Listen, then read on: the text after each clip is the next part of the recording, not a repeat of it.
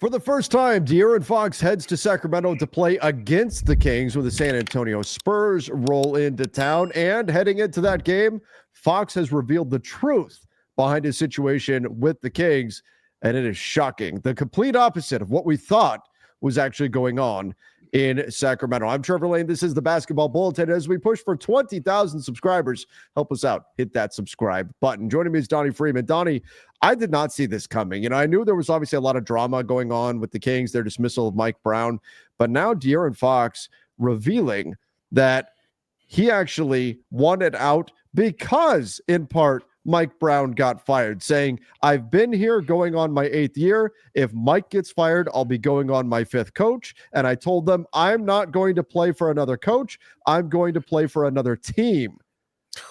Donnie, this changes everything about the way we saw this situation. Yeah, that's so crazy. Like we criticized them a good bit for the firing just in general. I thought that the roster just wasn't a good roster in the first place. But on top of that, the way that they handled it, where they're letting him go after he had hosted practice, and then he's on his way to the plane, and they let him go at that. So that was just so bad, so sloppy. But all of that we thought could have been explained away as, at the same time, or a little bit before that, there was talk about De'Aaron Fox potentially getting moved. And all of a sudden, there's this firing, and then they go on a run, and there's no more of those talks anymore for a little bit, and then they're back. So we thought maybe that this firing was impromptu. It was done because De'Aaron wanted it, or maybe they did it to maybe just shake up a trade to get them to start winning again. But apparently De'Aaron was a big fan of Mike. And remember, this came, the Mike Brown firing came on the heels the night before. It was that infamous game where the Kings were up big, then lost at the buzzer to the Pistons. Oh, yeah, that's right. Jaden Ivey on a three-point attempt. And then after the game, Mike Brown had a lot of criticism for De'Aaron Fox. And so De'Aaron Fox completely blew it on that play. That was a huge mistake by De'Aaron Fox. And so Mike Brown had a lot of public criticism for De'Aaron Fox. And then suddenly the next day, he coaches practice. He's let go on his way to the airport to get on the team plane to go play the. It looked off. It looked like the Kings organization didn't have the guts to tell Mike Brown to his face, or they were just completely disorganized if they really didn't come to a decision to fire him until suddenly practice was over and he's driving to the. Anyway, it's an absolute mess, a disaster, made the Kings look terrible, but it looked like the Kings were doing it because they wanted to keep Fox, and that Mike Brown's public criticism of Fox pushed them over the edge, and they said, look, it's one or the other, and they fired Mike Brown. Now it turns out De'Aaron Fox revealed in this article on ESPN that he still talks to Mike Brown once a week. That's crazy. They're still friends. That's crazy. What the Kings doing? Why did they fire Mike Brown then if they knew, if De'Aaron Fox told them, if you're going to get me another coach, then I want out? Why would the Kings trigger that series of events by firing Mike Brown? This was not De'Aaron Fox asking that Mike Brown get fired. This was De'Aaron Fox demanding that Mike Brown not get fired.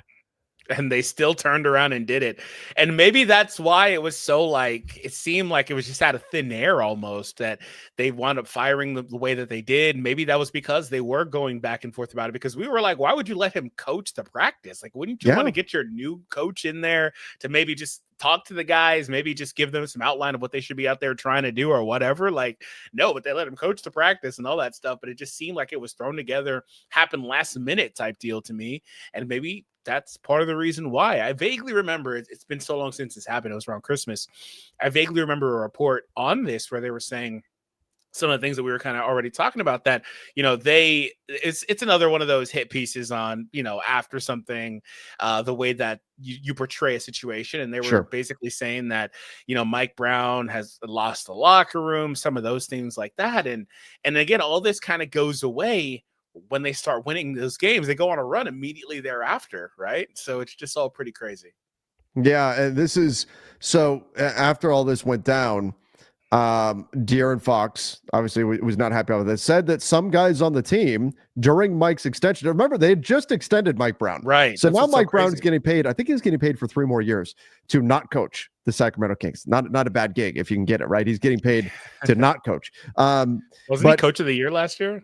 Yeah, that's right. He was. And he didn't even make it the whole year. During Mike's extension talks, some guys in the locker room didn't want Mike. Some guys wanted him to be fired during the summer, but I'm not going to say who. So obviously, not everybody on the Kings wanted Mike Brown to stay. Some guys didn't want him to get an extension. But then they went on. So De'Aaron Fox was not in that camp, though. There were Kings players who did not want Mike Brown there.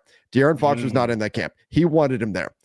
But then they went on to piss off De'Aaron Fox by the way they handled it right after. You fire the coach and don't do an interview, so all the blame was on me. The way that all played out, it looked like it was because of the way the whole series of events unfolded. It looked like the Kings fired Mike Brown as a last-ditch attempt to make De'Aaron Fox happy and keep him. That's what it looked like. And the Kings had to know that was going to be the public perception. Then they didn't do an interview. He said, you fire the coach and you don't do an interview. So all the blame was on me. Did it weigh on me? No, I don't give a F. But the fact y'all are supposed to be protecting your player and you all let that happen, I felt at the time that organization didn't have that my back. So clearly, the Kings weren't that interested in keeping De'Aaron Fox happy or keeping De'Aaron Fox, period. Because if they were, number one, they wouldn't have fired Mike Brown.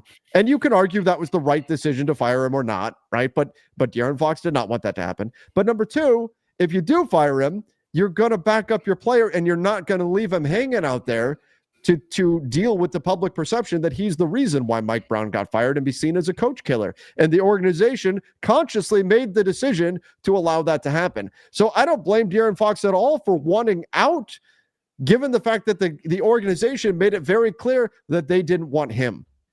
Yeah, I'd be curious to know, and we'll probably never find out who some of those players were that weren't really wanting him there.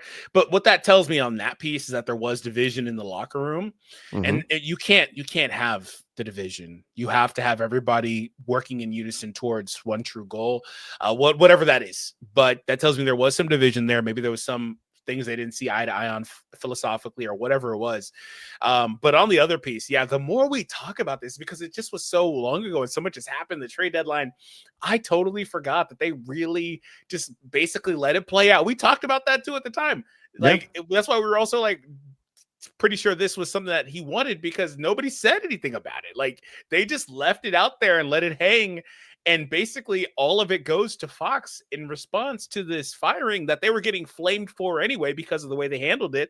That just was a terrible situation through and through that absolutely just screams Kangs to me. Like, that's ridiculous.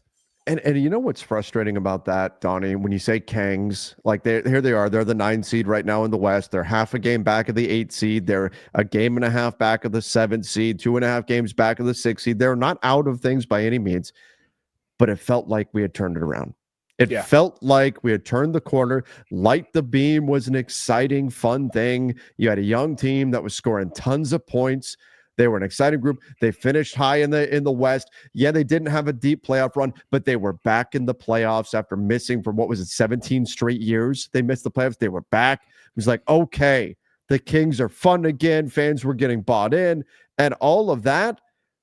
And now it feels like it was all an illusion. Like it all wasn't real, and all along they've always been the damn Kangs, and that's where we are now.